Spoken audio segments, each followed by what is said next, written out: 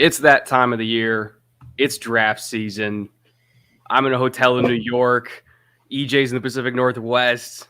Eric, I believe you're in Texas, right? Is that where you're at? Northeast. I move all the time, though, Brett. So I'm in Boston right now. Every time I get a text from you, it's, I'm at this school, I'm at that school. You don't really have a house anymore. That's true. Draft season waits for no man, though. So we're all getting together tonight. We're going to talk about the Shrine Bowl rosters.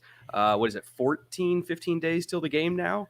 15 days till game, or no, 21 days till game, 14 days until players arrive. So we're getting there, man. And we're getting there the same day that players are. I'm going to be in Vegas for 10 days.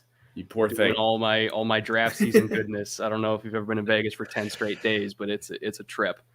But I can't wait. Thank you so much for stopping by and showing us the rosters and talking about these players, answering questions from people. First things first. Overall, what's your overall impression of your first haul as director of the Shrine Bowl? Yeah, I'm super happy with it. And the best part about this job, I think I said last time I was on with you guys, and super happy and thankful to be on with you guys to kind of reveal and release kind of what our roster is and roster split.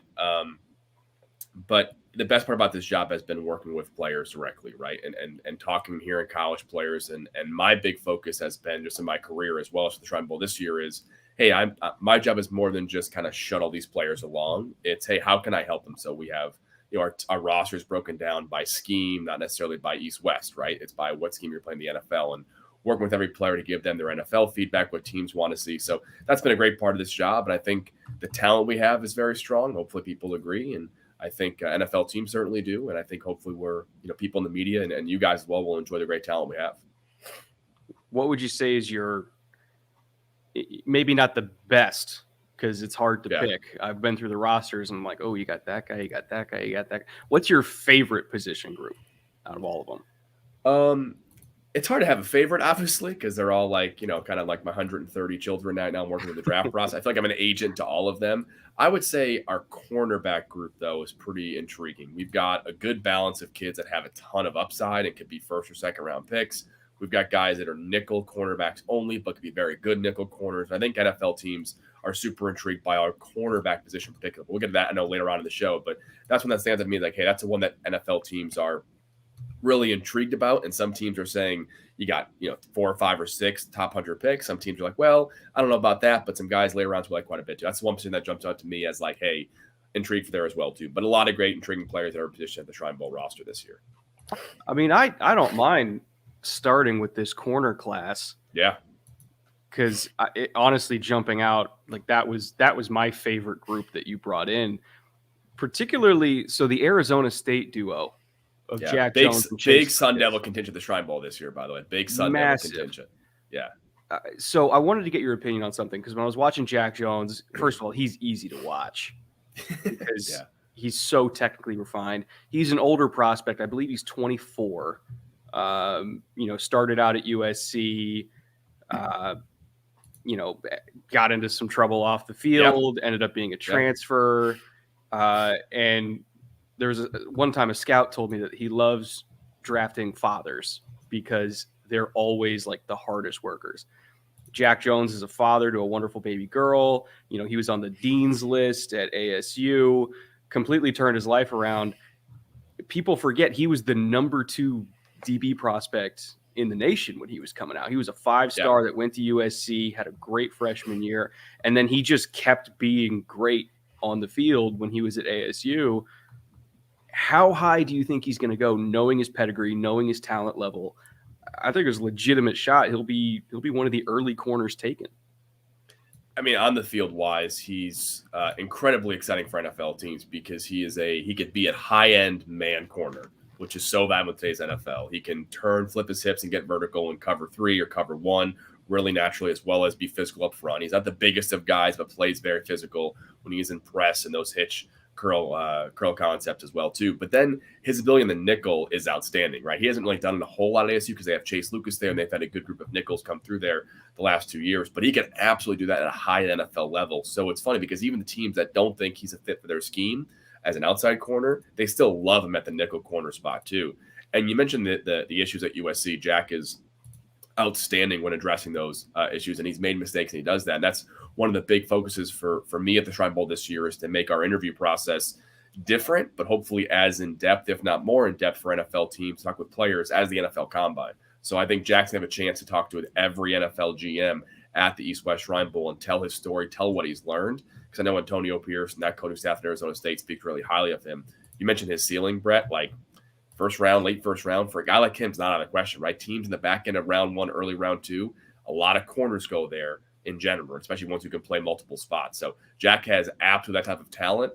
I think when he impresses teams in the interview process, he has a chance to be that early in the draft pick. Give me your thoughts on Chase Lucas, because this is going to sound like it's a negative. It's not.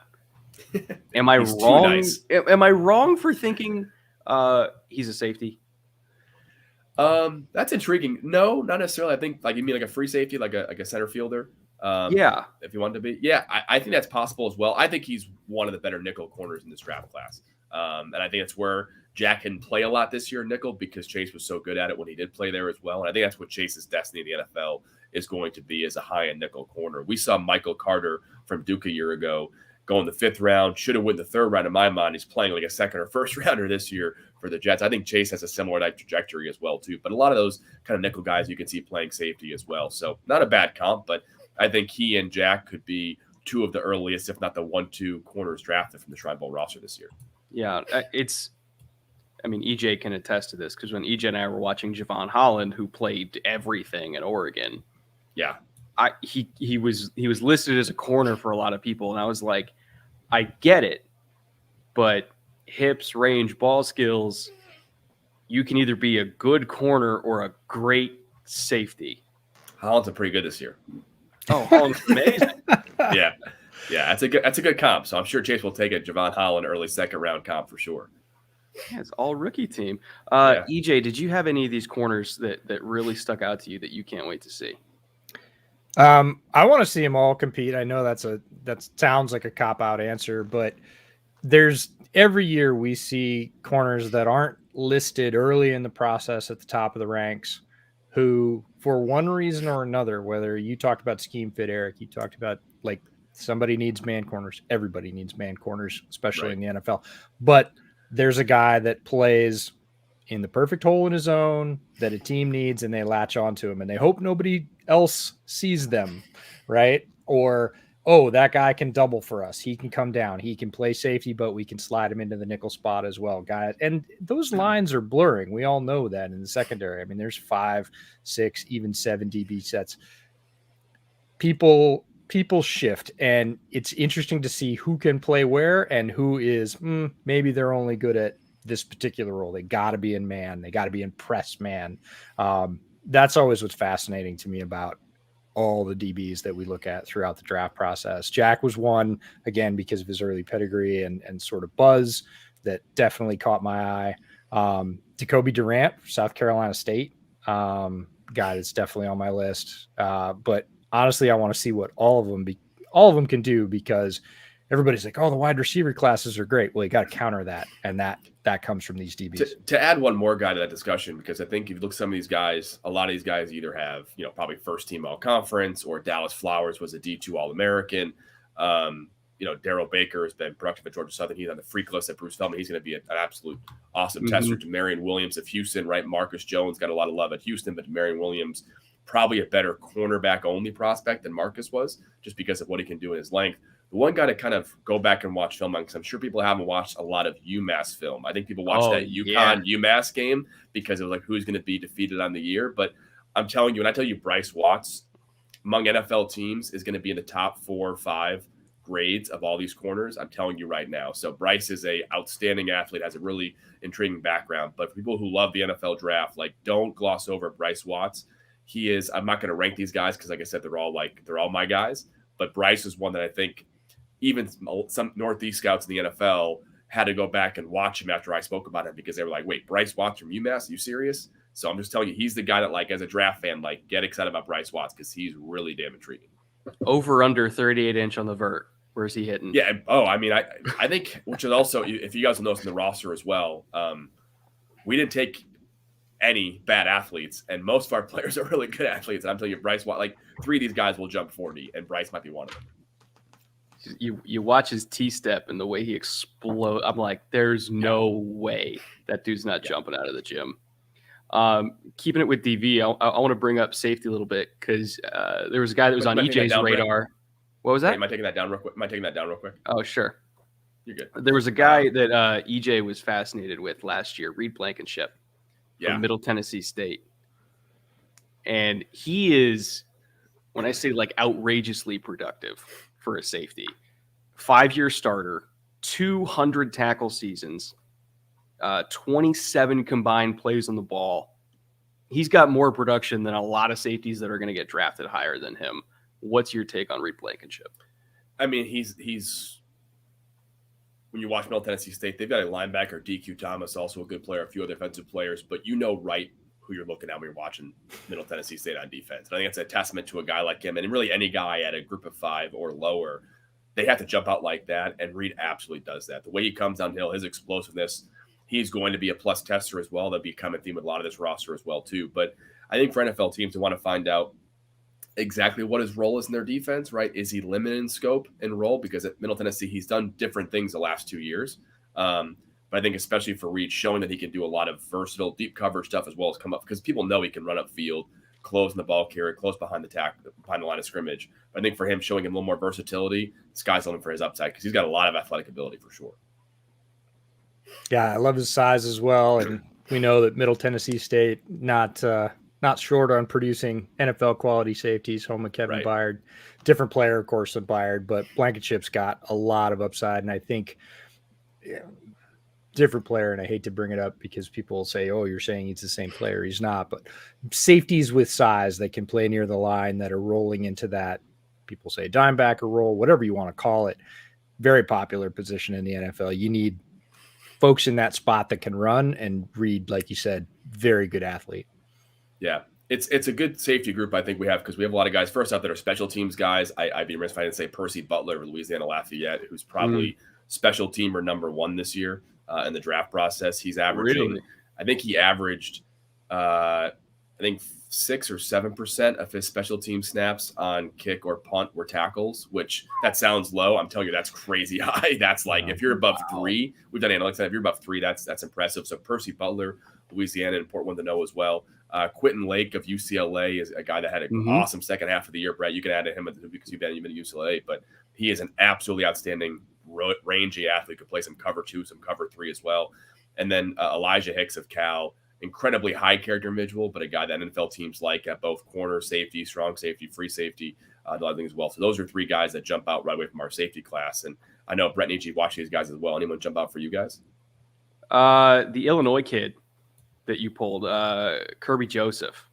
No, unfortunately, he won't be coming to the Shrine Bowl this year. Oh, he's not coming. He's a good player though. He's a cover 3 rangy free safety, but a really good player as well. Well, I will say, so a lot of the country doesn't get to watch a lot of Pac-12 games because they're so late. Again, I'm in New York right now, and the thought of a game not even starting for another 4 hours for me sounds awful. Yeah. You pulled a lot of really good Pac-12 players. Yeah. And I feel like that's going to be one of your advantages in the Shrine Bowl is because, again, a lot of people don't get to watch them. There's going to be guys that make the ASU kids, Utah. You got a bunch of them. Yeah. As a conference, do you feel like the Pac-12 is getting slept on in terms of like how many really solid NFL players they're putting out right now? I think so. I mean, Arizona State's done a fantastic job recruiting. Obviously, Herm's class the last 2-3 years is, bearing rewards. Now we'll get to linebacker in a little bit, but Darian Butler of Arizona State, an incredible person. I think that's what Arizona State's done a great job with. Really no surprise with Herm and Antonio Pierce, but a lot of great people as young men coming out of that program. And then obviously Lincoln Riley will kind of make USC relevant again too. But UCLA, Oregon has a lot of talent this year. Washington will be back. They've got a couple guys this year, but they'll be back in the future as well too. So the Pac-12 probably, I think for the next couple of years will be 3rd, maybe 4th behind the SEC and Big Ten for terms of NFL talent coming out for sure. Hopefully those quarterbacks get figured out for the Pac-12 here pretty soon. But outside of that, the Pac-12 has a lot of talent moving forward. And certainly the Shrine Bowl being in the West Coast certainly helped with getting those guys to come to the Shrine Bowl. Once Lincoln Riley gets recruiting completely revved up at USC, I'd bet a lot of those guys that are leaving my neck of the woods in Southern California for Bama and Clemson. They're not going to go there anymore. Because when I was growing up, in Trinity back in my day, you didn't go to Alabama. You went to USC. We were the ultimate USC feeder school. And then, then the dark days happened. We did get a really interesting question from Max that I wanted you to answer. How does the Shrine Bowl interact with NFL scouts? You mean like before the event? Yeah. So like, what's like your communication with teams? Like, Great what's that question. kind of process like? Yeah, certainly open. And what I've learned in my, my career in XFL and consulting, whatever else, is I never call people and just ask like, hey, who do you like? Right. So with our process, we have our own scouting process. We've got former NFL executives on our staff. We've got a great scouting team overall. And it's our job to evaluate the entire country as we feel the best players in the country. Right? Part of that's to make sure that, hey, we could save some time by not calling a bunch of GMs and just scouting ourselves. We'll find the same top tier talent for sure. But especially as the roster kind of started to get finalized and especially the last 3-4 weeks, it's, hey, we're close on a lot of these guys. Who do you want, right? So I'd be lying if I say, hey, for a couple certain positions, I said, hey, NFL teams and whether it's GMs or directors of college scouting, whoever it may be, hey, here are 4 or 5 guys that we're close on. Who do you guys like? You want to rank these guys real quick on your board. And it's important that NFL teams are not gospel because every team is different, right? So if I listen to 4 teams or I listen to 30 teams, I might miss 2 opinions that really matter, right? So I can't listen to NFL teams in the sense of like they're not going to build our roster, but it's my job to bring the best talent for the Shrine Bowl to NFL personnel, right? We'll look back and say how the Shrine Bowl do by number of draft picks. I'm not drafting anybody, right? NFL teams are. So it's a little bit of a give and take where it's, hey, we want to work with them, but not rely on them in any way. But of course, I speak with all 32 teams frequently at different points of the year, especially the last 2-3 weeks as they kind of final up their grades and we kind of finalize our roster. I love that answer from the idea of cooperation on both sides, that it is that transition period. And we see this every year. Players in college who are, especially their hardcore college fans are like, hey man, he won the Heisman. He's the best. And how many times have we seen that doesn't necessarily translate to the pro game? So saying, hey, I really believe in these guys as athletes, as players, but I'm not the only opinion that counts here, and trying to justify those 2 positions. Yep. So NFL personnel have a lot to do with it. And next week will be when we release our NFL coaches, which are our coaching staffs are made up entirely of current NFL coaches. So we work with Troy Vincent in the league office to kind of pick the best rising young coaches and assistant coaches at their levels at their teams. And they're our head coaches or our offensive coordinators. So that's a super cool part of the Shrine Bowl is giving young up and coming coaches our chance. The last Shrine Bowl 2020, an offensive coordinator for the East team was a young guy by the name of Marcus Brady, who is now the OC in Indianapolis, right? So these guys got a chance to show what they can do, and then their teams promoted them when they had an opening and goes from there. So pretty cool. What I love that you're doing, by the way, and this is kind of a new thing for the draft process, you think this would have happened a while ago, is you're kind of dividing everything up by system. So you're not trying to put a 5 tech and slam him into a role or into a position group that under a coach that he's not going to be playing under in the league. You're putting linebackers in their right spot. You're putting DBs in the right spot. I think kind of putting everything and kind of splitting it between 4-3, 3-4, and then kind of letting the coaches themselves decide if they want to do more 2-gap or 1-gap style. That in itself is such a major service for the players because it shows them at what they do best. Yeah, it's wild to me, Brett, that no All-Star game's ever done that. And no All-Star game is still doing that, right? They all play base 4-3 defense. They all play base 11, 12, or 21 personnel, and that's it. And mostly just 12 and 21 personnel. So I think it's wild because, again, the All-Star game's job is to highlight these players. And there are players who are 5 techs, who are not 3 techs, who are not 7 techs, and who will play like crap at the All-Star game if they're not playing 5 tech.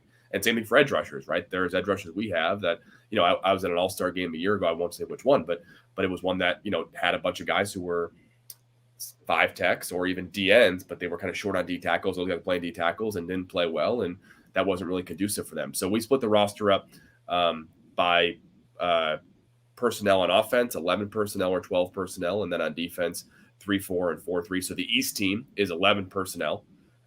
Which does not mean they're not going to do anything in 12 personnel, right? But means their roster is a little more slot receiver heavy, right? A little more tight ends who can do, a lot of things, 11 personnel.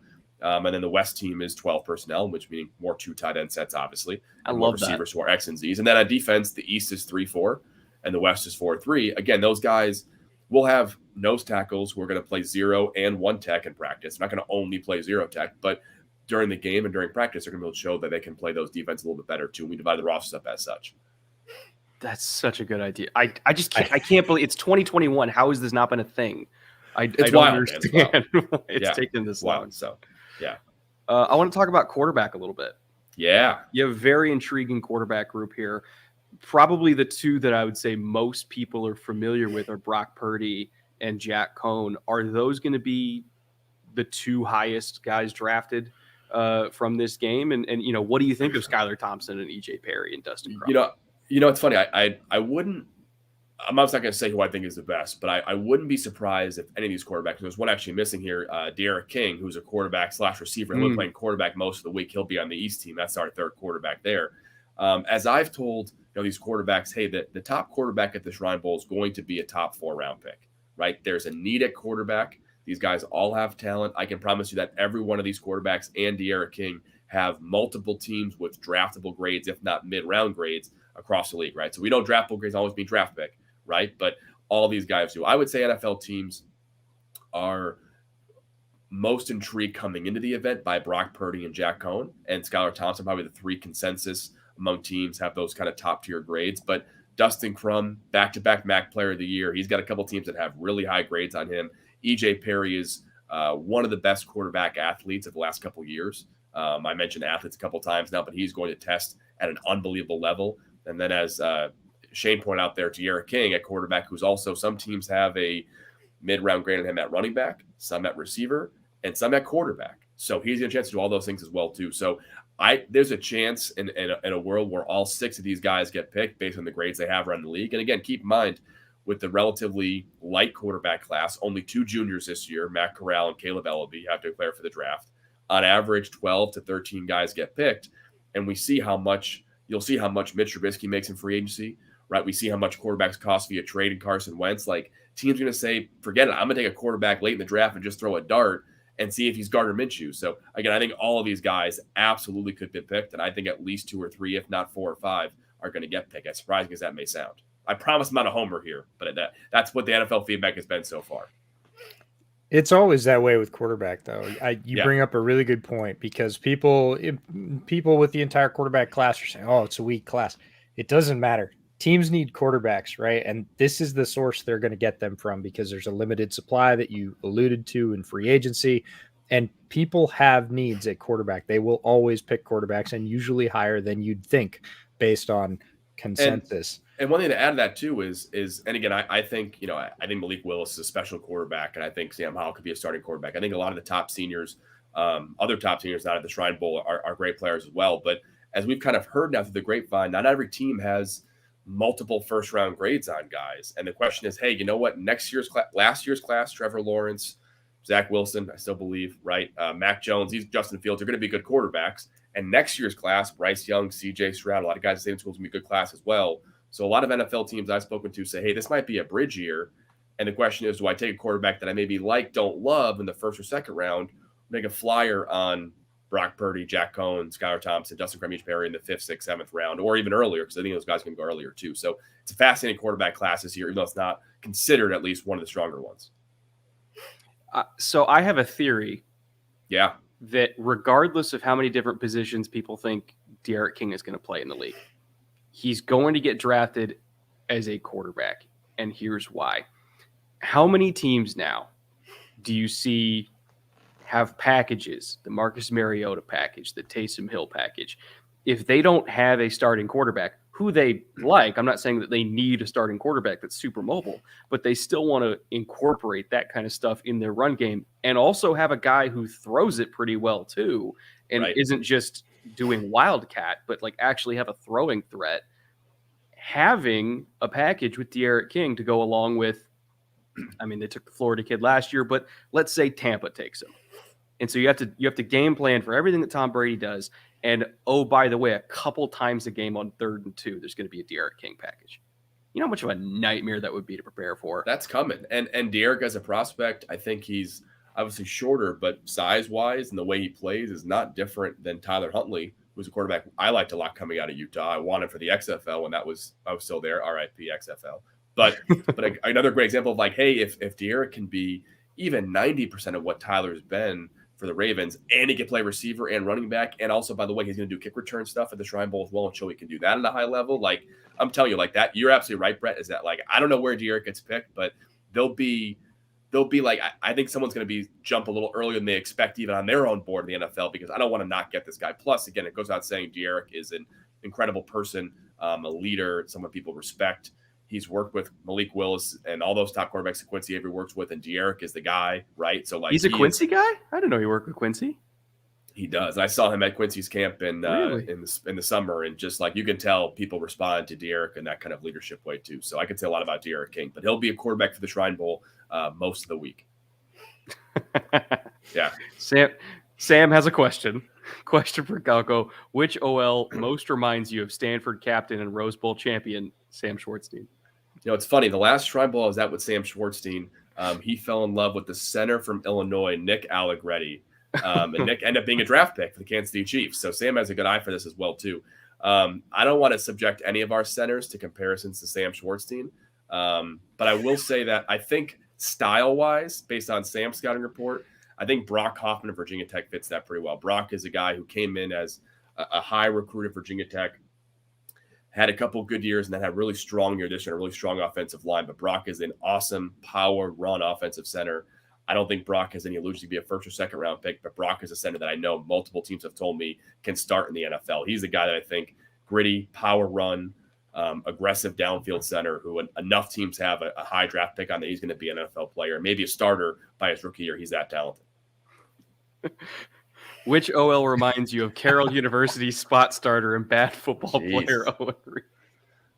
Oh, Eric, you got your guys getting on you. None of our players remind me of a bad football player like Owen Reese. No offense. Well, you do have the next in the line of Lindstroms. Yeah. Speaking of centers, you got Alec Lindstrom. Does he remind you of his brother at all? Former first-round pick for the Falcons? I don't think so. It's obviously an easy thing to say too. I think Alec, this is probably a stupid thing to say for a Boston College kid, but just plays with such high football IQ. I think he could play multiple roles in the NFL: left guard, right guard, center. I think what Alec does really well, though, is he's able to get to the second level and keep his balance at a high level for a center, which is really hard to do, right? When you're snapping your first engagement, he can kind of get there. And he's not any sort of like, freak athlete getting to the second level and making plays in space, but he's really consistent in getting to his spots at the Mike linebacker. We're working out in the zone play to the edge as well, too. I think he's just a reliable player. And we forget sometimes how hard it is to play offensive line and center or left tackle in the NFL. It's really hard to do both those things. And I think for Alec in particular, like NFL teams know coming in, that guy can probably start for us, right? I think teams are already coming with that approach. Like, hey, Alec, whether he's a second round pick, a first round pick, or a fifth or sixth round pick, like he's a guy we know we can start right away. And I think that's where Alec is going to come from, is that, hey, no matter where he's picked, like that team's going to draft him to play early on in the NFL. Yeah, I really like Hoffman. Being a fan of the Bears, they need a center, and he could do that. But the name that caught my eye was Luke Wattenberg from Washington, right up the road from me. Watched a lot of the Washington line, and it reminded me of a couple of years ago when Brett and I were at an All-Star game and saw Nick Harris, and I was a big Nick Harris fan because he was so quick in the Pac-12, and he took on some much larger guys, but he was on them so quickly that he could get angle and hold it enough people could run in behind him. And, what do you think of Luke Wattenberg coming out of Washington? Outstanding. He and Jackson Kirkland, also at Washington, played the Shrine Bowl, two guys that I expect to be some of our earlier drafted offensive linemen based off feedback. I think Wattenberg, so reliable. He's been so efficient as a pass blocker his whole college career. I think his ability to kind of quick step and protect the A gap against speed rushers, blitzers consistently has been a huge strength for him as well, too. I think he is a plug and play center in the NFL.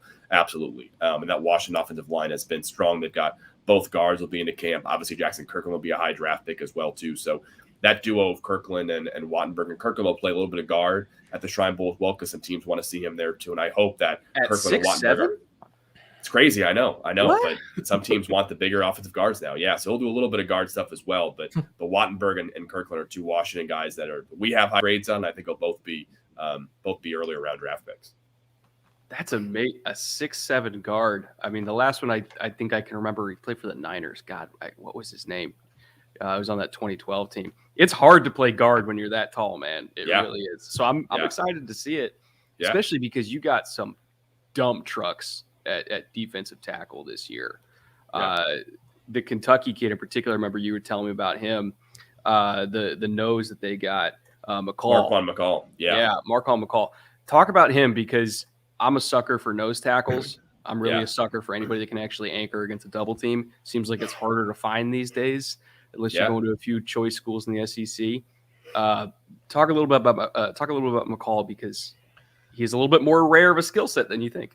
Yeah, no, I mean, he's a big guy. And I think I joke all the time with even our scouting staff and the scouting system we have as well, that if a guy is above 330, 340, if he can just walk and chew gum, he's going to play in the NFL, right? But if you can do more than that, that's where you're special, right? That's the Jordan Davis who you can make an argument and make this have a different time. I can make an argument Jordan Davis should be the first pick in the draft this year. That's how special and rare and dominant he can be. And I'm not saying Marquand McCall is that, but when you're a guy who's that big and that impressive, and I got a chance to talk with Marquand and just how sharp he is for a guy at that size, right? If you're just that big and take up space and take up the A gap and a little bit more, or, God forbid, be a two gapper at that level and be good at it, that's a skill set that's great. But Marquand, the headiness, the read of counters, the reaction on the passing plays, the setting up stunts and double teams, I think the stuff he can do really well at the NFL level is beyond just first and second down for Marquand McCall. So Talon Humphrey of Louisiana, another massive big body, 350-pound nose tackle. He'll be a draft pick all day. Noah Ellis, another guy who could be a nose tackle, maybe even a 5-tech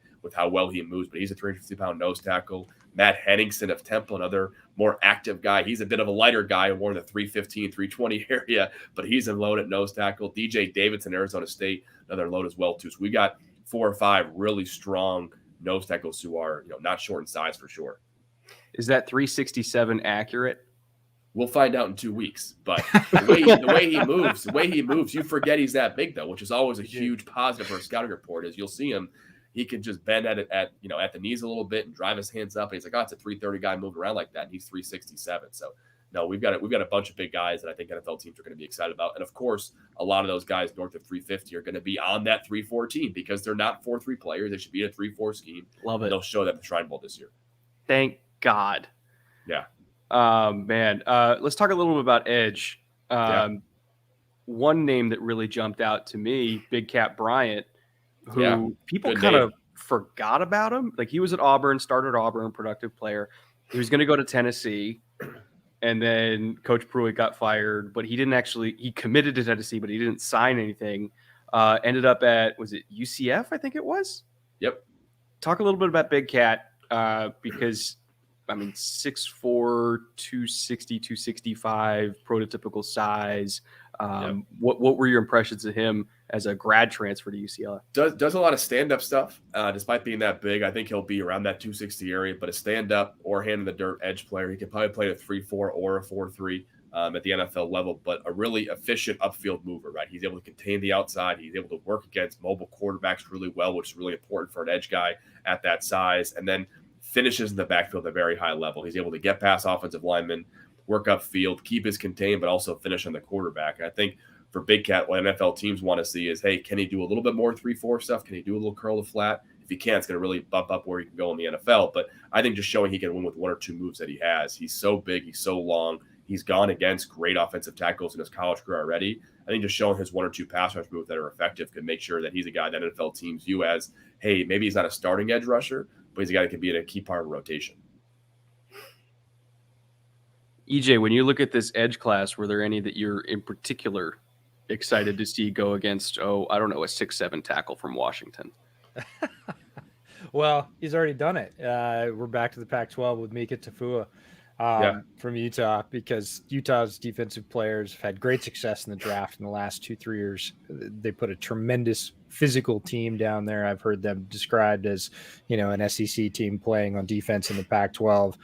They bring it, and their defensive players dot lots of starting rosters in the NFL. Yeah. Mika's an interesting player. Talk about him. Right as you take a drink of water. Speed, right? Yeah. No, speed. He is an absolutely high motor, quick off the snap, quick twitch edge player who I think once he can develop even one or two more counter rush moves can be a really, really effective speed guy off the edge. Because right now he won a lot this year as an edge player, dominating. The Arizona State game was his most impressive game by far. He didn't go against Kellen Deach, which was a very smart move by Utah because Kellen's a really good left tackle. Yeah, he is. But Mika had a really strong day against the rest of that offensive line in that game. You saw the up and under move, the ability to just run around the outside, run the arc, and make the quarterback disrupt a lot as well. I think the other thing for Mika that's really intriguing is because he's so quick twitch, high motor, and plays with great balance, teams want to see him at inside linebacker as well. So despite being an edge guy, he can be a situational edge, also a 3-4 inside linebacker who can blitz a lot in the middle as well, too. So a really intriguing guy for sure that could be an edge or an inside guy in the NFL. But one guy you guys didn't mention who has a lot of a buzz coming in, who's going to be a very impressive athlete, Jeffrey Gunter from Coastal Carolina. He's a name that you probably get to know now a little bit. He is a plus tester, an A+ person, and kid, really sharp. Really in tune, but I think the production he's had the last 2 years at Coastal Carolina, the leadership he had on that team, and just the overall athletic ability he'll show on the field at the combine. Again, really, really impressive. He's a guy like Bryce Watts, I would say. If you haven't watched him yet or haven't done something too much yet, like top 100 pick, you can check that off the list right now. What about, you mentioned inside linebacker a little bit. You have one of the 9 Sewell brothers, Nephi. Nephi. Oh, Nephi. Okay. Nephi. There it is. You'll get it. See, when you're only watching all 22 with no audio and you just get to read names, he's the worst. Noah's the easy. Noah's the easy one. Noah's the easy one. He's the easy one. Nephi. He's a little bit. So he's a safety convert. What? 210, 215, might be 220 soaking wet. His size is obviously going to turn some people off, but there's a lot of systems that use guys that are exactly like him, hybrid safety linebackers that you kind of put into like an overhang position and you say, hey, this hook zone is yours. Kill everybody who comes near you. Again, he's a tweener, but in a league that is increasingly starting to lean on tweeners. Talk about him and then, some of the other lighter linebackers that you've brought in that, believe it or not, are going to have a role early and often. Well, I think Nephi is two things to point out. One, you mentioned, is he a tweener, right? So I always joke, is he a tweener? Does that mean he's a neither or is he a both, right? Because tweener sometimes is easy to say. It's like, well, if you can't do either one, then you're probably a neither. I think for Nephi, he's shown the ability to play weak side linebacker in coverage especially. He can do that at NFL level right now, dropping back, taking that not only the curl, the flap, but go a little deeper than that as well. And he's a great tackler, obviously high motor guy. And then as a safety, he has some good range there. I think if he wants to lose weight and be at that 210, 205 level, he can play that deeper safety and probably more of a 3-3-5 safety, or maybe that one of those hybrid linebacker safeties in the NFL. But the most important thing for Nephi is he's a guy that's going to be an A+ special teamer in the NFL. He has that type of motor, mindset, attitude. The coaching staff has raved about him the whole draft process. Once he declared for the draft, the first call I got literally after the tweet went up was like, remember his coaching staff being like, hey, is he coming? He's our guy. He's our guy. So I think the staff really believes in him, and they've got a great staff there on defense and special teams.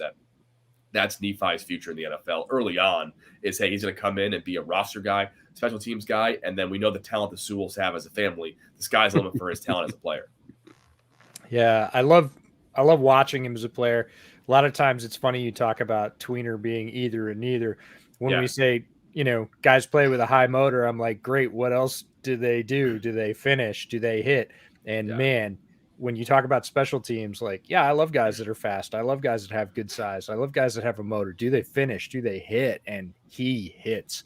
Like, he is not afraid to hit. So when it's not even really a projection, right, at special teams. It's like, nope, he absolutely can make it there and then go do other things. That's one thing I joke about for sometimes. And when special teams is the first thing mentioned about a guy, it's always a little bit concerning, right? I always joke that, like, special teams is like when they say in an NBA draft, like, runs the floor well. It's like, that's a bad sign. That's your first thing. It's like, oh, no, that guy's not going to be it. But I think for Percy Butler and Nephi Sewell and a few other guys, when I say that, it's because, like, hey, it's a real projection. They're going to play this spot on kickoff, this spot on punt, and be successful. But here's our whole linebacker group here.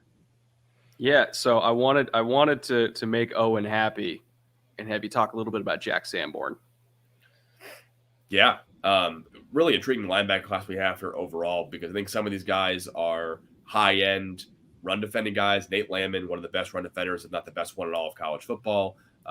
James Houston's going to be an inside and outside pass rusher as well. But Jack Sanborn, I think, can play multiple spots at linebacker on this defense. He'll be a guy that can play 4-3 Sam, 4-3 Mike. But I think the efficiency in which he finishes in the tackle box is so impressive, right? He can take on guards. He slips them at the right time. He works through guards really well. Plug and play linebacker in the NFL. Some teams view him as an immediate starter. Some teams view him as a guy who can play a couple spots and then eventually be a spot starter here or there. But no matter what, teams view Sanborn as an NFL linebacker in a 4-3 defense. Now, one of the intriguing things when I was going through the whole roster, and I'm kind of pulling an EJ here, I immediately went to running back. Another year, another North Carolina Tar Heel running back going to the NFL. Seems like a yearly occasion at this point. Talk to me a little bit about Ty Chandler, who there's people that box score scout, and they're going to see 1,000 yards and 6 yards per carry and a whole bunch of touchdowns. What is it about his skill set that allowed him to be like outrageously productive coming off the heels of two other Tar Heel running backs that were outrageously productive? And I would say he and Quentin Lake of UCLA were two guys that really emerged the second half of the year, not just on film, but the area was calling and being like, hey, have you watched him yet? Have you talked about him yet? Like, he's a guy. And Chandler was absolutely that guy. Chandler came from Tennessee, University of Tennessee, transferred to North Carolina this year. So we kind of walked in the door as a starter, as a guy who wasn't, considered a top-tier prospect at Tennessee. But I think the patience, the timing he has as an explosive running back, he's a little bit different. He's certainly more Javonte Williams than he is Michael Carter as a prospect, but I think he's not quite as explosive or freaky athletic as Javonte Williams was, but has a lot of the same patience, the same timing, same contact balance, consistently beats linebackers once he gets that. If he gets a second level clean, Ty Chandler wins that in breakaway speed and balance and control at a very high level, right? Very smooth, efficient mover, no wasted steps. Gets a second level, can work through contact balance, but also takes advantage of openings at second level. Very, very strong player. And again, a guy NFL teams are super bullish on after the season he had this year, especially the second half of the year. EJ, take note of all these running backs. These are going to be the ones that you're cramming on in the last 2 weeks of April. No, I already did. There's several on this list. Calvin Turner from Hawaii was a golf clap when you got him. Pierre Strong was a guy that I was very happy that I was going to get to see up close. Chandler's really interesting because I think a lot of times there's almost a little bit of a letdown, not at the Alabamas of the world necessarily, but when, one and then two players get drafted out of the same position, there's a lot of like, well, we'll see how the next guy is, but there's just a sort of natural letdown. And I think that buzz built through midseason, like, no, like he wasn't there last year. Make sure you're watching Ty Chandler. I would say the two guys to make sure, I think some of these guys are more well-known. Pierre Strong, obviously, South Dakota State productive this year. Great pass blocker, by the way. So is Letty Brown. Great pass blocker. Matters a lot for NFL teams. But two guys. One, Desean Corbin of Florida State. Outstanding prospect. Declared for the draft early, but high-character kid. He came out for the right reasons. And I think his ceiling is to be an NFL starter. I think he could be the guy that NFL teams leave the Shrine Bowl saying that's an NFL starter and a top 100 pick. The other guy, though, you may not know the name right away, Zaquandre White. Emerges here at South Carolina, was expected to be the backup to Kevin Harris, right, the running back there. Took over that starting spot second half of the year. I will tell you, I would be surprised if he is not the most athletic running back in the entire draft class in terms of combine testing. When you see what this guy is going to put up, like, it's amazing. And I think what he did in high school, shout out to Tracking Football. One of our partners had all of his high school, not only and combine data, but also his high school track and field numbers, and then what he's doing so far in training and where he's going to be at.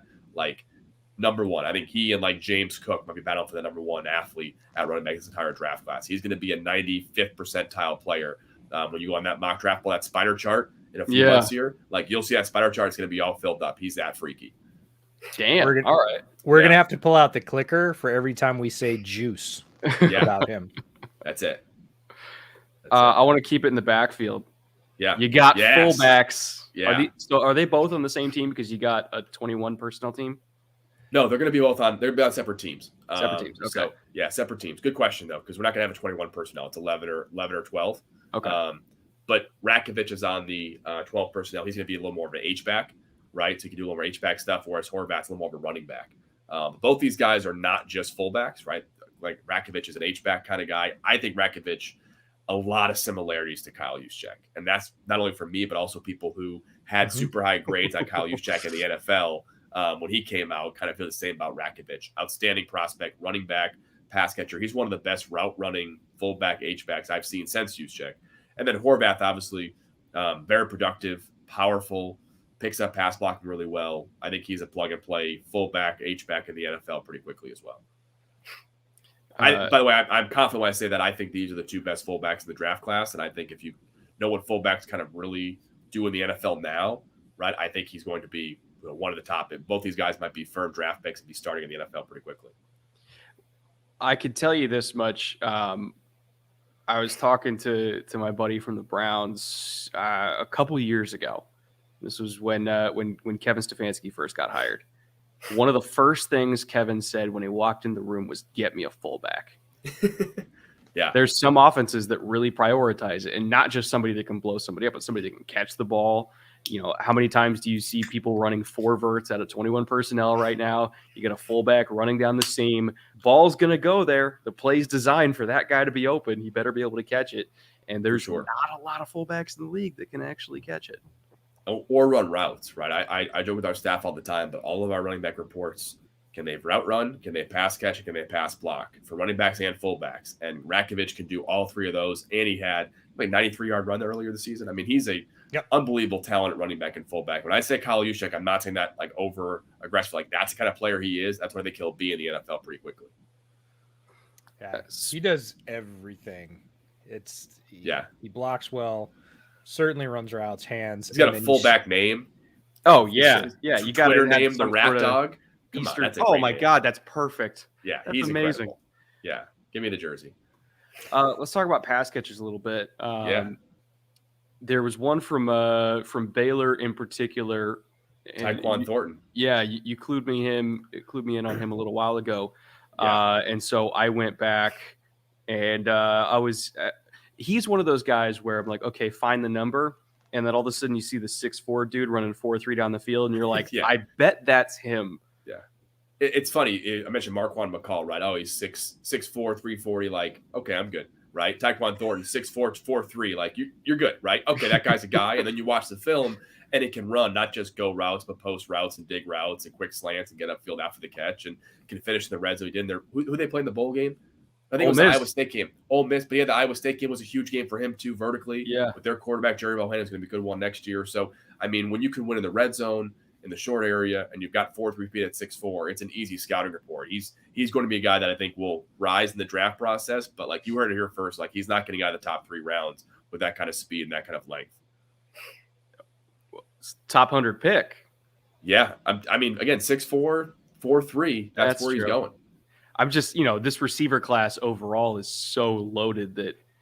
Well, actually, let me ask you your overall thoughts on this receiver class. Is it one of those classes that's so good that we're just going to get a whole bunch of guys in the top 100 anyway, or is it because it's so deep with guys like Tyquan Thornton that it's going to depress values and they might go later? Yeah, I'm not sure it's as good of a class as we've seen in the last couple of years. I think there's a lot of good receivers in this class. I'm not saying it's a bad class necessarily, but I don't think it's any sort of like top heavy or dominant class throughout. I think it's a pretty standard class. We've been spoiled the last 4 or 5 years with like unbelievable draft classes. I mean, thankfully to LSU for, cranking out so many good receivers, but like now it's like, hey, you know what? Like there are probably 3 or 4, including James Williams, who go in the first. There's probably a couple more that go in the second, but right now I think it's a little more wide open than people might want to really realize. And I think we'll see guys, again, quote, emerge in the draft process, but I don't think in past years it's been, hey, these are 8 top guys and maybe 2 more go in the top 100. That's our top 10. This year, I think there's 4 or 5 top guys, but 10 are going to go in the top 100 pick. That's why it's a little more wide open this year. So I wouldn't say it's the strongest of classes. I will say this class is pretty strong on slot receivers. That's a good point of this class for sure. And I think guys who can be true Zs like Tyquan Thornton can be an X or a Z. But I think a true Z like him who's a long burner can get downfield. Those guys are still in vogue right now. But not the most complete class based on previous years, but still a good one. Do you feel like he can be another... This sounds like an insult, but I promise you it's not. Marquez Valdez. That's twice you've said that now. Twice you've said that. I think another guy on the roster that's a lot of Marquez Valdez handling is Darik Young, who's from Lenore Rhine, D2 guy, formerly Kyle Duggar's teammate. That's when NFL scouts kind of first learned of Darik. I think actually Eric Edholm of Yahoo wrote an article on Darik Young about like how like scouts kind of discovered him when they were at Lenore Ryan watching Kyle Duggar, which is also a very cool story in itself. Like that's how when one team has a good player, they can have a couple guys in a row. But Darik played in kind of I think they would admit to you, a really weird offense in 2019 at Lenore Ryan. He's a 6'4", 225-pound guy, like a freak athlete. I'll get to him in a second athletically. But then 2020 didn't play, and then this year got hurt. But he's coming to the Shrine Bowl, and I think he's gotten some Valdez Scantling comparisons. He's also gotten, and I promise this is legit, Chase Claypool comparisons. Because I mentioned Zaquandre White. Darik Young, I've already seen the pre-test numbers he's had at the combine facility. And those are generally more conservative if you know how combine testing works, because they want to tell the player and the agent, look how much we did. I've seen those numbers. He's going to be as athletic in terms of like testing as Chase Claypool is. So he and running back Zaquandre White are two guys to like watch out for at the combine or the pro days. But that's a guy that's like a little Marquez Valdez Scantling because he's long. He's going to be a later round pick, but has a lot of athleticism. Yeah, people hate on MVS, but that Green Bay offense would not function the same without what he does. And we've seen that in some games when he's out. Like having a big, fast dude that scares the shit out of safeties is a very valuable asset. So it's hard to replace that. What are some of the slot receivers in particular that you were talking about that you really, really like? Yeah, he hasn't been announced yet, but Kyle Phillips of UCLA is coming to the East-West Shrine Bowl. He's, I think, somewhere between Hunter Renfrow and Cooper Kupp in terms of stylistically and where he'll get drafted and what kind of player he is. Really impressive slot guy out of UCLA, one of the favorites for Dorian Thompson-Robinson, who stayed in school this year. Javon Hiley is a Z receiver. He can play some slot as well. He's probably, him and Chris Olave, in my mind, are two of the best route runners in college football in this draft class this year.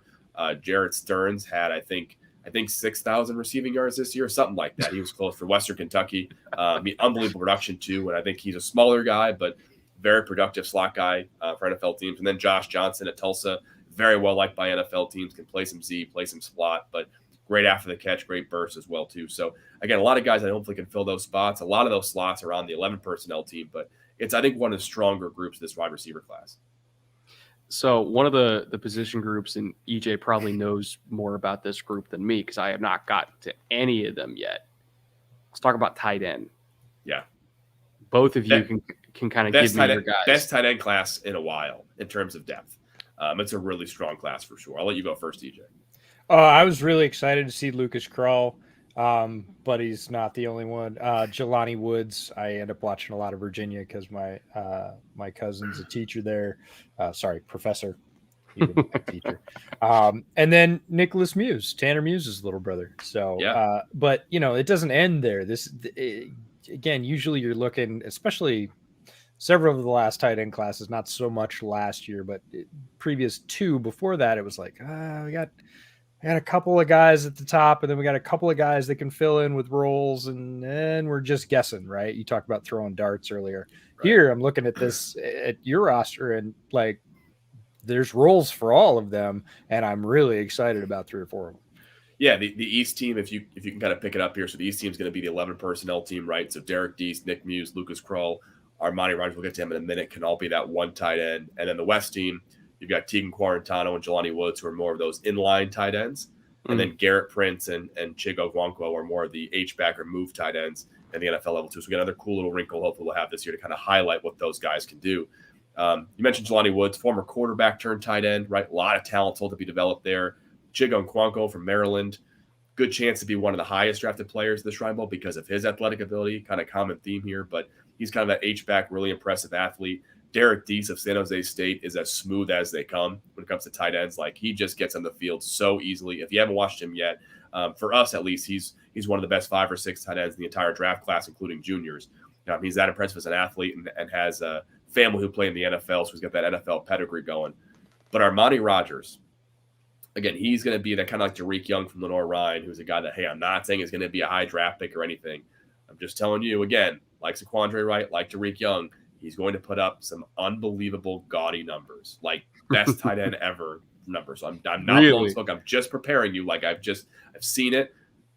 He's a former quarterback at UNLV who went to Ohio, didn't work out quarterback there. He's only caught, I used PFF the other day. He's only been a receiver and or targeted like 4 times at Ohio. So he's totally raw. He's learning how to play that in the season, but like he's a quarterback to tight end convert. that could be the next insert quarterback to tight end confer that makes in the NFL. So like a he's Logan the guy Thomas type kind of. Yeah. Tyree Jackson, who should have played quarterback tight end a little bit earlier as well, but like kind of thing. But like, yeah, I'm excited. He's a guy I'm excited because me and the rest of the world have not seen him play tight end yet. But I'm so bullish on his athletic ability and his character. He's going to be a great player. But a really good tight end class for us. It's a great tight end class for the draft class this year for sure. So how do you? This may sound like a dumb question. How do you find guys like that? Well, Armani in particular, one of the guys that used to work for Optimum Scouting, Kyle Pollock, is their director of player personnel in Ohio. So thankfully, I kind of learned about Armani and just his he's been working at receiver and tight end for the last 6 months. He kind of knew that was kind of his future in the NFL. So that's a guy that like, hey, I had a relationship where I knew he was working on that, and then you see the athletic test numbers they had in the spring. You talk to the player, and a lot of due diligence goes in. I promise you, he's not a dart throw. Let's give this guy a shot. A lot goes into that, and a lot goes into this is my job here to pick this roster. I can't be taking shots. There's great tight ends at the college level, but I think Armani is going to really impress people for sure. And he'll be a guy that's like, holy crap, like who is this guy? Because you can't watch his film because there is no tight end film at all. The Shrine Bowl is going to be his only film to play tight end for the NFL. But again, I would say if he has the kind of Shrine Bowl he'll have and the kind of combine he'll have, 80% chance he gets drafted on that alone, which is really impressive for an athlete he is. So what you're saying is go pay attention to the red zone drills for the East team practice every single day, because that's where he's going to make a lot of money. Yeah, he'll be a late round pick, a practice squad stash, and a guy that you'll draft for your fantasy team and get like way too excited about like 2 years from now. EJ, I can see it coming right now. It's like, oh man, I got to get Armani Rogers. Like this is the year, and it might be like a year after that, but the next 2-3 years he'll be a player in the NFL. Oh, it's was it EJ? Who was the guy last year? Zach Davidson, the big 6'7". Oh yeah. I was in love with him. It takes that with tight ends, though. Like, tight ends are not Jonathan Woods, who writes in the Chicago market, we've written a bunch of stuff together, does some great statistical analysis, and he brought up that, look, tight ends don't come out of the box raring. They do not have Justin Jefferson-type seasons. Almost none of them do, even the very good ones. It takes a couple of years to warm up to that position. It's kind of like nickel corner on defense. It's Mo Allen Cox. Great example, right? You don't see him come in and light it up. Yeah. So I'll stash that one, and if he's that good of an athlete, which I believe he is. I'm just trying to help your 2024 fantasy football draft. That's all I'm doing with the tribal here. That's all I'm doing. So. That's the whole reason we had you on. Just put him there, number 14 tight end rankings 2024 fantasy, and just file that away. You're welcome. I'm a sucker for super athletic tight end prospect. Samus Reyes, who went to Washington football team. Like I was all over him, and Brad Spielberger got to interview him. I was ask him this. Can't wait to see those guys break out, because those guys that have that size and that athleticism, they see their future and they go, I could make a lot of money doing that. I hope he's the next one. Yeah. So our last position group. Yeah. We haven't gone over. Unfortunately, one of them might get drafted by the Chargers, so they might never see the field again. But what's your opinion on your punters and kickers that you got there? I know my counterpart of the Senior Bowl, Jim Nagy, feels that he has the two best punters in the draft. I tell you that we feel that we have the two best punters in this draft class. Ryan Stonehouse has an unbelievable leg. Tommy Heatherly, Shane Coughlin, our director of college scouting, saw him in person. And I always joke, because I always yell at him for this, like, hey, have you ever seen the movie Trouble with the Curve with Clint Eastwood? Yeah. Like, I hate that movie as a scout, because, like, I heard the pitch. I heard it. But Shane's like, Eric, like, you had to hear this guy punt the ball. And I was like, Shane, you're probably right, because he's really good at specialists. But that's a story. There's Shane right now, 5.61 hang time. But Heatherly and Stonehouse. Excuse me? Yeah, it's crazy. What?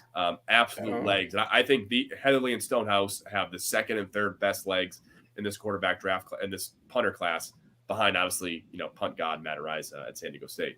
And then Parker White, productive career, big, long. I know kicker prototype is something that draft winners used to, but kicker prototype for Parker White for sure.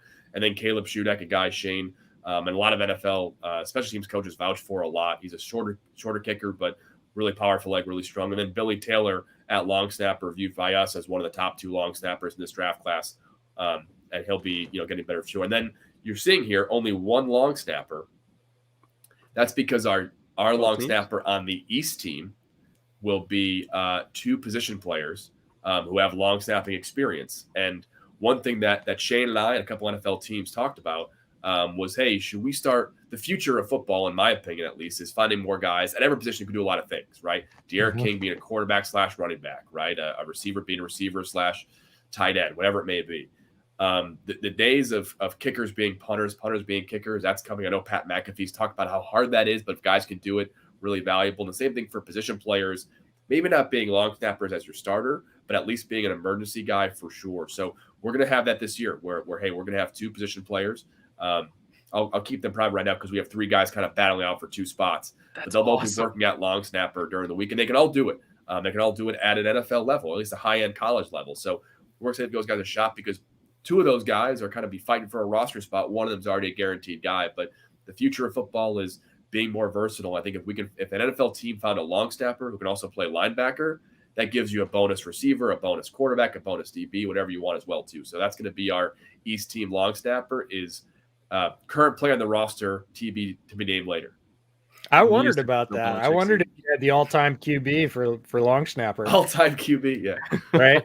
But that's awesome because it's something that you see a lot of guys do. Not a lot of guys continue it on through the college level, but at junior college level, community college, there's always 3 or 4 guys in that line like I could do it.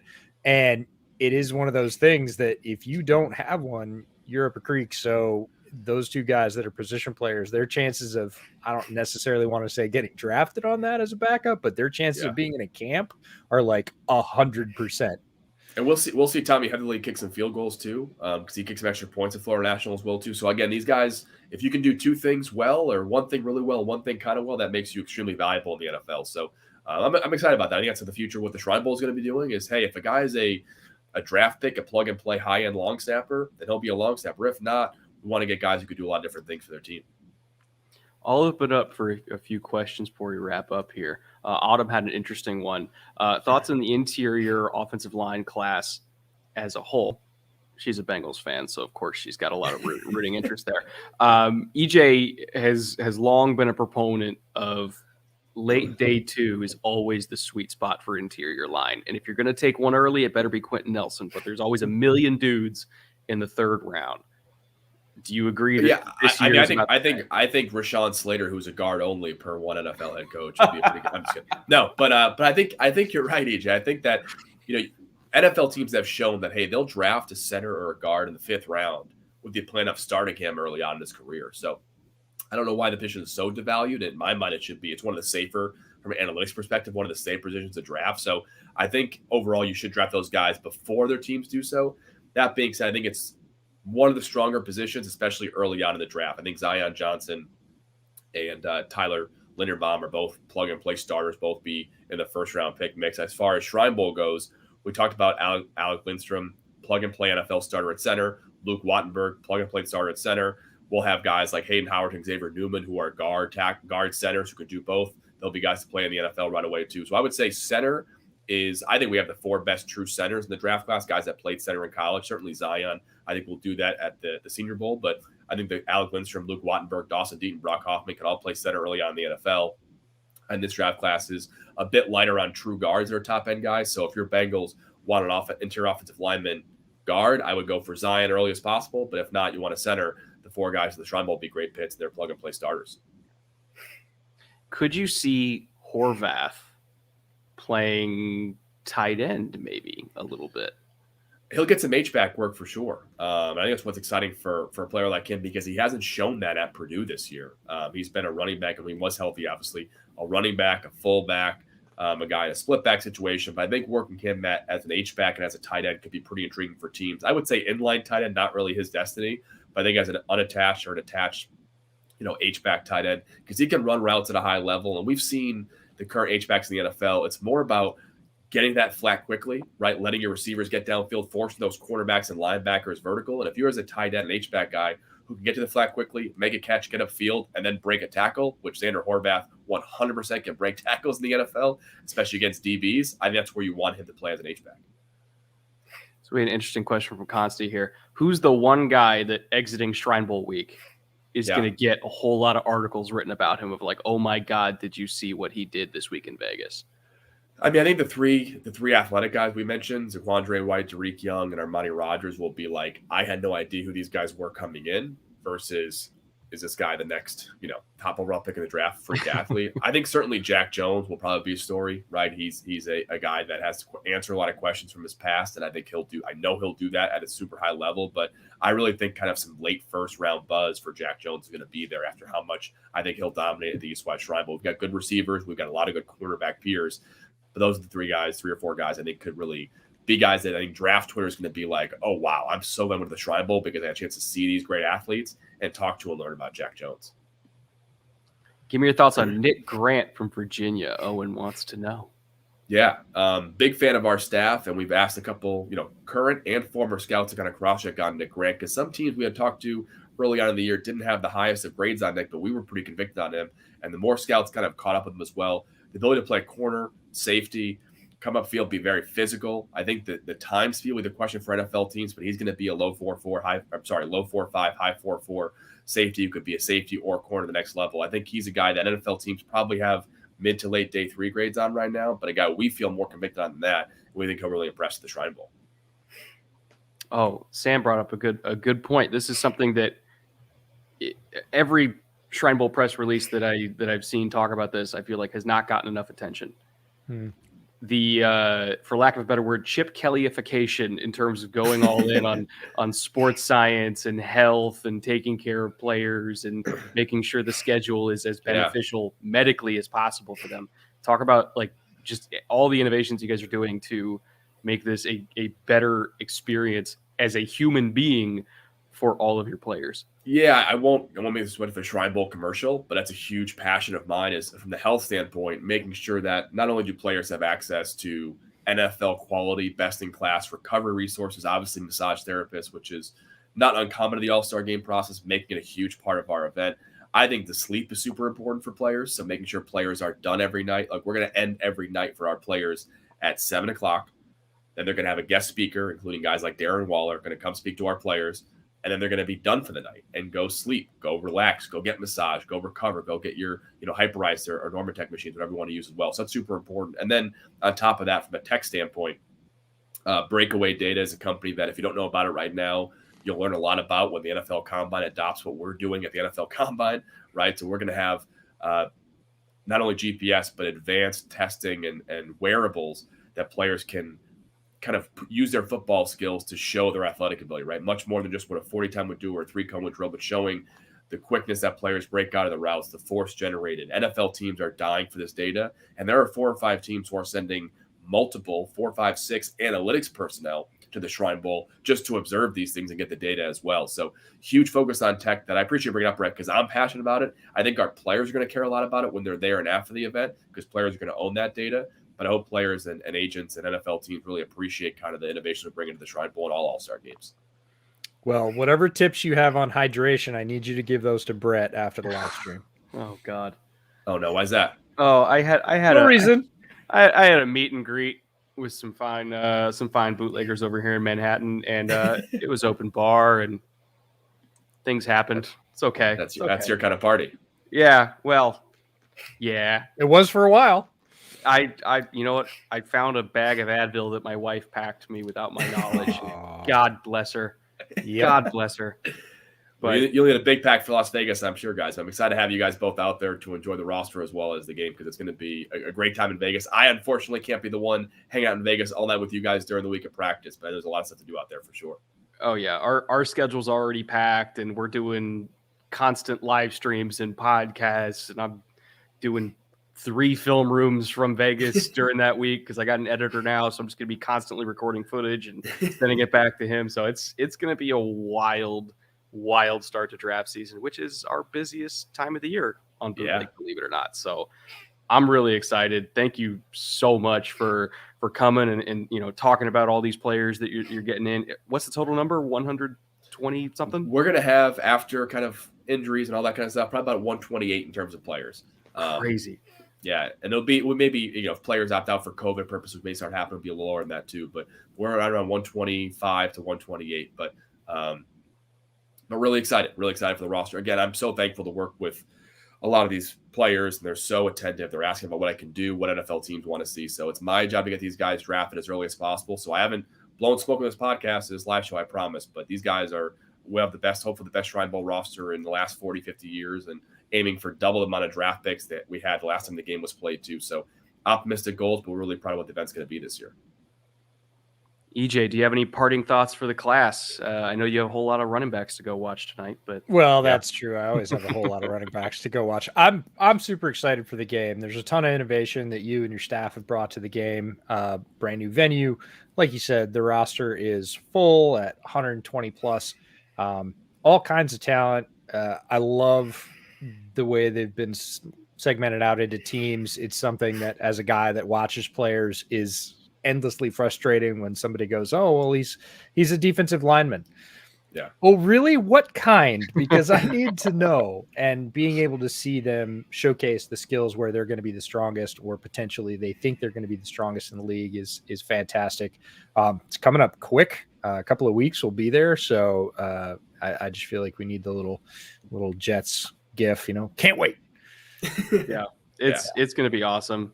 But thank you again for coming. We'll see you in a couple of weeks. I owe you a steak or two for all the hard work that you've done over the last year, and taking on the mantle of the Shrine Bowl is not an easy thing in the middle of a pandemic, but by God, you did it. So thank you for that, and thank you for coming, and we'll see you very soon. Sounds good, guys. I appreciate it. Thank you, everybody, for tuning in. EJ and I will be back with another normal episode, I guess you could say, releasing tomorrow. Are any of them normal? Never. Okay. And then we're in the thick of the playoffs. So thank you, everybody, for stopping by, and we'll see you very soon. Take care.